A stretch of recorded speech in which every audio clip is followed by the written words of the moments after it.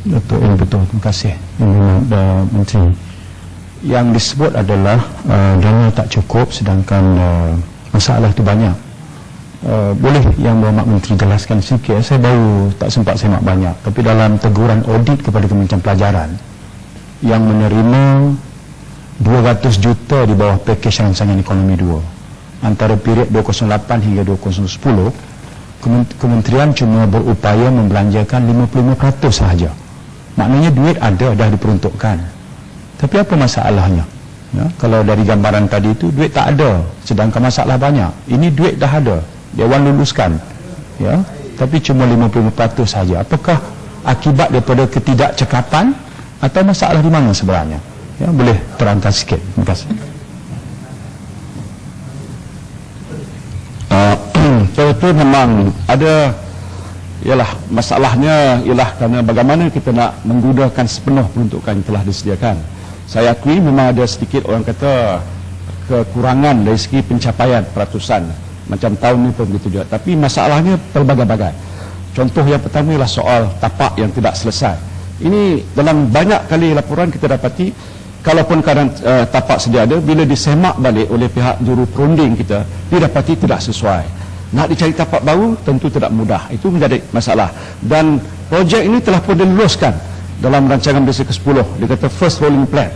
Nak pindah daripada first rolling plan, senarai projek yang dah tak boleh dilaksanakan, kepada projek baru pun mengambil masa. Dan ini kita kena pergi balik pada EPU dan sebagainya untuk melihat sama ada wajar sekolah ini diganti dengan sekolah lain sebagai contoh. Jadi proses itu banyak. Sekolah, masalah kontraktor yang tak dapat menyempurnakan kerja. Jadi ini mengganggu kita lah. Bukan kita tidak mahu melaksanakan. Sebab itu saya sedang menyusun balik sebagai sistem seluruh pihak jawatan kuasa ataupun bahagian pembangunan di kementerian ini, bagaimana kita nak melihat kapasiti kita, bagaimana kita nak melihat masalah-masalah itu lebih awal lagi. Walaupun sebelum ni sudah pun kita buat, tapi masih ada kekangan dan halangan. Boleh tak kita atasi keputusan yang dibuat itu lebih awal daripada yang sekarang ini berlaku, menyebabkan kita tak dapat menyelesaikan masalah. So jadi cabaran itu besar, kerana peruntukan yang berhormat luluskan di Parlimen pun besar, tapi jumlah bilangan projek pun banyak, berpuluh ribu. Yang ini jadi satu perkara cabaran yang perlu kita selesaikan, Tuan Ketua. Tuan Ketua dan izin, kalau dapat saya teruskan. Saya belum sampai ada kaitan sedikit pada jawapan yang saya jelaskan. Sedikit saja. Tan Sri memberikan salah satu alasannya ialah masalah tapak yang perlu diteliti oleh kementerian berhubung kesesuaian pembinaan sekolah. Saya ingin menyusul perbincangan saya secara peribadi dengan Tan Sri lebih setahun yang lalu berhubung pembinaan sekolah rendah dan sekolah menengah di Bukit Antarabangsa, di mana Bukit Antarabangsa sekarang terdapat lebih 50,000 keluarga, namun tidak ada satu sekolah pun di dalam dun Bukit Antarabangsa, khususnya di puncak Bukit Antarabangsa. Atas nasihat Tan Sri kepada saya pada ketika itu, supaya kerajaan negeri mengenal pasti tapak-tapak yang sesuai untuk pembinaan yang dimaksudkan, maka saya telah mendapat persetujuan daripada Datuk Menteri Besar Selangor dan bersama-sama dengan pegawai PTG, Tanah dan Galian Selangor, dan pegawai-pegawai daripada Kementerian Pelajaran. Akhirnya kami telah mengenal pasti dua tapak, satu untuk sekolah rendah, satu untuk sekolah menengah. Susulan daripada itu, Yang Amat Berhormat Datuk Menteri Besar Selangor telah mengutus surat kepada Tan Sri pada bulan Mei 2010, di mana kita telah menawarkan dua tapak yang sesuai dan dipersetujui oleh kementerian untuk pembinaan sekolah rendah dan sekolah menengah. Malangnya, sehingga hari ini tidak ada sebarang keputusan yang dibuat oleh kementerian. Malahan surat daripada Datuk Menteri Besar Selangor tidak dijawab oleh Tan Sri dan kementerian sehingga pada pagi ini. Jadi saya ingin tahu bagaimana pendirian kementerian sebenarnya. Tadi bila soal bajet yang dibangkitkan oleh Tan Sri telah dijawab oleh Macang bahawa bajet ada. Tan Sri memberi alasan tapak, saya memberi hujah yang cukup kuat, tapak dah ada. Jadi apa masalah sebenarnya? Siapa sebenarnya yang mempolitikkan bidang pendidikan? Yang menjadi mangsa ialah anak-anak kita di Bukit Antarabangsa. Terima kasih. Tak ada politik yang amat. Tapi itu kawasan apa nama ni, Gombak saja. Kalau yang Berhormat sebagai Menteri Pelajaran, melihat keseluruhannya, dan saya juga menerima permohonan daripada banyak kawasan seluruh negara yang saya sebutkan tadi. Jadi soalnya tapak, mungkin tapak sudah ada, peruntukan dah ada, tapi bukan untuk yang berhormat, ke kawasan lain. Pasal kita buat perancangannya awal, sebab tu dia katakan first rolling plan, second rolling plan. Kalau tak tersenarai, contohlah projek ini kerana baru tapak disediakan, tak masuklah dalam rancangan Malaysia ke-10. Pasal ini awal-awalnya tidak ada disediakan tapak sebegitu. Jadi kementerian dah tentu tak boleh disenaraikan. Sebabnya sistem sekarang kita dah ubah rolling plan pertama, rolling plan kedua dan ketiga. Mungkinkah dengan sebab peruntukan itu tidak disediakan awal, kita bolehkah masukkan dia dalam rolling plan yang kedua? Tapi kalau dilihat balik dan sedarai rolling plan yang kedua itu, mungkin sudah pun jumlahnya mencukupi. Apakah boleh kita tambah lagi? Kecuali ada peruntukan tambahan, barulah kita boleh setuju dan kita masuk ke dalam senarai itu. Jadi it is not, orang kata, straightforward. Tapak ada, kenapa peruntukan dah ada, tak boleh buat. Peruntukan untuk siapa dan sebagainya. Ini sistem dari si pelaksanaan yang kita laksanakan. Tapi tak apa, Yang Hormat, saya sebagai Menteri Pelajaran, itu sekolah saya sebenarnya. Terima kasih kepada kerajaan ini kena sediakan tapak. Kalau boleh semua sediakan tapak, jadi senang kita buat kerja. Perancangan awal boleh kita buat. Kalau tak buat begitu, susah bagi kita nak membuat perancangan dan apalagi nak melaksanakan. Jadi kalau begitu saya akan lihat balik mungkin kalau selesai bagaimana ia nak dilaksanakan. Indah penjelasan. Itu saya tak dapat habis. Tuan Muhammad, saya minta agar itu sekolah yang baru. Kerana ada 6 buah sekolah baru yang telah diumumkan pada tahun 2008. Muhammad, cukup ya Muhammad. Saya rasa itu sudah Mungkin diumumkan. sebahagian yang tua yang nak saya jelas pun sudah ada dalam jawapan. Tadi yang berhormat tanya pun, saya dah draft dalam jawapan ada dah. Tapi bila datang MJKC Bukit Sedang. Bagaimana dengan MJKC Bukit Sedang? Yang Mas Serdang. MJKC Bukit Sedang itu saja yang saya tahu. Bukit Serdang ke, Sungai Long ke, kawasan Puchong ke, semua sudah ada dalam daftar saya. Yang berhormat Puchong pun dah gitu kata, dah tahu kedudukan. Tapak sudah sediakan, peruntukan kalau kita dapat sediakan, kita akan bina. Pasal saya sebutkan ini sekolah saya, sekolah di bawah Kementerian Pelajaran. Jadi takkanlah saya kata nak tolak. Soal pokoknya soal tadilah tapaknya. Saya tahulah di Selangor nampak ada minat untuk membantu, boleh selesailah.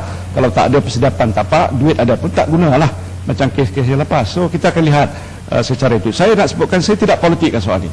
Pasal soal ini keperluan. Dan saya tahu anak-anak kita yang ada di mana kawasan tak boleh dinafikan hak untuk bersekolah hanya kerana tidak ada bilik sekolah. Bagi saya itu satu perbuatan yang tidak sepatutnya kita lakukan. Kita ambil kira soal itu. Cuma kalau dilihat tentang keperluan dan bebanan kita untuk melaksanakan itu amat besar. Jadi kita kena buat perancangan yang teliti, Tuan Ketua.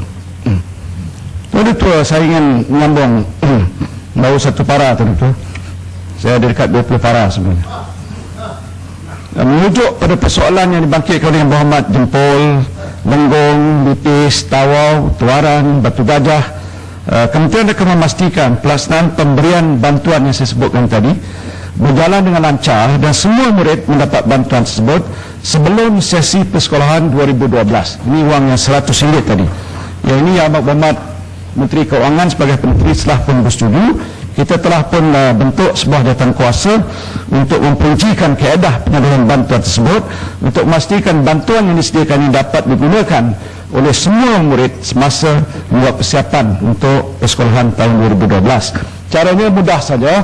Kita dah bincang dengan pihak Bank Simpanan Nasional, wangnya lebih kurang 580 million. Ini melibatkan semua sekolah, swasta dan kerajaan. Ini kemurahan pimpinan Barisan Nasional yang lebih hebat daripada Pakatan Rakyat. Kita bagi pada semua. Sekolah swasta pun asalkan dia ada murid masuk dalam sistem pelajaran, dia masuk. Jadi kita punya sistem lebih kurang 53 juta pelajar, berbaki 500,000 daripada yang luar, kesemuanya layak dapat. Jadi wang ini kita akan salurkan pada Bank Simpanan Nasional. Lepas tu setiap sekolah ada akaunnya. Wang ini akan disalurkan pada sekolah tu. Kalau dia ada 1,000 pelajar, seorang 100, bermakna 100,000 wang akan disalurkan kepada sekolah itu. Dan nanti dia akan dibayar dalam bentuk tunai. Bentuk tunai di sekolah itu oleh pengetuanya ataupun oleh guru besar. Kita akan jemput ibu bapa untuk datang dan kita akan serahkan. Dan ini kita akan laksanakan insya-Allah pada bulan 12. Bermakna seawal cepat mungkin kita akan laksanakan supaya ibu bapa tak terbeban dengan bayaran RM100 itu untuk seorang. Kalau ada setengahnya, ada 10 anak pelajar, anak-anak mereka, dia dapat RM1,000. Yang ini saya fikir akan mengurangkan beban untuk dia mulakan persekolahan tuan-tuan. Saya juga ingin mengingatkan pada bapa atau penjaga murid bahawa peruntukan ini adalah untuk penyediaan keperluan persekolahan murid, dan kita harap jangan digunakan untuk beli telefon bimbit dan sebagainya. Begitu juga dengan pemberian voucher buku, pihak sekolah akan menyalurkan terus pada murid bagi pembelian buku-buku, dan satu mekanisme penukaran voucher pada buku akan disediakan. Pihak kita sedang pemenang pasti pembekal buku di setiap kawasan yang ada pelajar-pelajar kita yang mengambil matrikulasi dan juga tingkatan 6. Jadi kalau di situ di pekan itu ada buku, kedai buku, maka kita akan tetapkan kedai buku inilah yang mereka akan pergi, dan voucher itu akan digunakan untuk membeli buku-buku tersebut. Pihak pekedai ini nanti akan orang kata redeem balik wang itu kepada pihak Bank Simpanan Nasional. Mengenai penjelasan yuran PIBG ini telah pun saya jelaskan tadi. Walaupun kadar yuran yang ditetapkan hanya boleh diputuskan oleh Mesyuarat Agung PIBG, KPM akan memastikan kadar yang ditetapkan oleh setiap PIBG tidak membebankan ibu bapa dan dapat persetujuan oleh semua ahli. Selaras dengan pemansuhan bayaran tambahan ini, satu surat siaran untuk memperjelaskan perkara yang sedia ada akan dikeluarkan sebagai panduan pada PIBG di semua sekolah. Dan selain itu, semua program aktiviti yang dirancang oleh PIBG perlulah mendapat persetujuan daripada pengarah pelajaran negeri untuk dilaksanakan. Selain bantuan pendidikan yang diumumkan dalam bajet 2012, bantuan-bantuan persekolahan sedia ada akan diteruskan. Justru sejumlah 3.11 bilion ringgit 3.11 bilion ringgit telah pun disediakan bagi tujuan tersebut. Sebagaimana yang dibangkit oleh Yang Berhormat Tenggara, pemilihan murid yang layak menerima bantuan pendidikan seperti bantuan KUAM akan dilaksanakan mengikut amalan sedia ada, iaitu melalui data e-kasih dan sistem maklumat murid SMM, dan oleh itu saya yakin langkah-langkah sebegini akan dilakukan oleh kerajaan dan masalah pelajar tidak mempunyai peruntukan keuangan atau miskin tidak akan dihadapi dan menyebabkan kececeran sebagaimana yang dibangkitkan oleh Yang Berhormat Lembah Pantai. Di bawah peruntukan pembangunan Tuan-Tuan, sejumlah 1.9 bilion ringgit diperuntukkan bagi tujuan pembangunan untuk semua jenis sekolah, manakala 2.781 bilion ringgit perlu diperuntukkan untuk program-program pembangunan yang lain seperti latihan guru, perolehan tanah, pembelian peralatan dan sebagainya. Dan dalam konteks pembangunan fizikal, kementerian akan memberikan tumpuan kepada sekolah-sekolah yang benar-benar memerlukan perhatian berdasarkan pada kajian audit fizikal yang telah pun saya sebutkan tadi.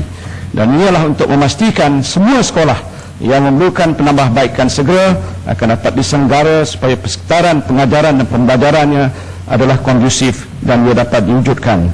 Selain itu, peruntukan tambahan sejumlah 0.9 bilion ringgit yang diwujudkan melalui tabung khas pembinaan penambahbaikan dan penyelenggaraan sekolah seperti yang diumumkan oleh Yang Amat Berhormat Perdana Menteri semasa pembentangan bajet juga akan menggunakan kaedah yang sama.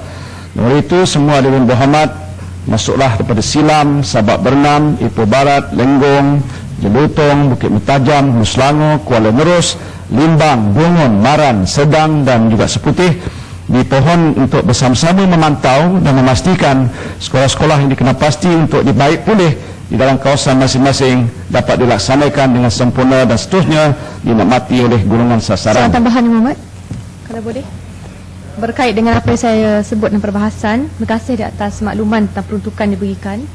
Saya ingin tanyakan, apakah findings atau keputusan yang didapati daripada jawatan kuasa penyiasatan murid cicir Yang Berhormat, kerana Timbalan Menteri ada mengemukakan kenyataan pada umum daripada tahun 2006 hingga 2010 anggarannya 80,000 anak-anak yang tidak mengikuti persekolahan peringkat menengah, tapi tidak ada maklum balas tentang hasil siasatan jawatan kuasa ini, yang saya fikir tak perlu ada peruntukan sahaja, tapi kena tahu sebab musabab kenapa mereka cicir.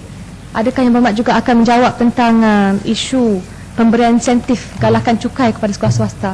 Kalau tak, saya akan tanya selepas ini. Terima kasih.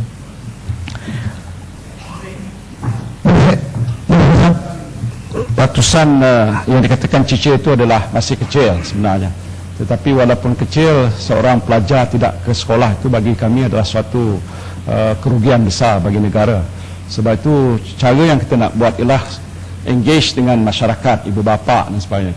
Kerana sebab musabab kenapa kececeran berlaku selain daripada environment di rumah tidak berapa sesuai, perhatian ibu bapa yang tidak begitu menunggu pada soal pelajaran anak-anak, ada setengahnya tercecer kerana mereka pergi bekerja dengan ibu bapa di kawasan-kawasan ladang mereka dan sebagainya. Banyak sebab-sebabnya. Jadi ini hal-hal yang sudah pun kita kenal pasti dalam kajian itu.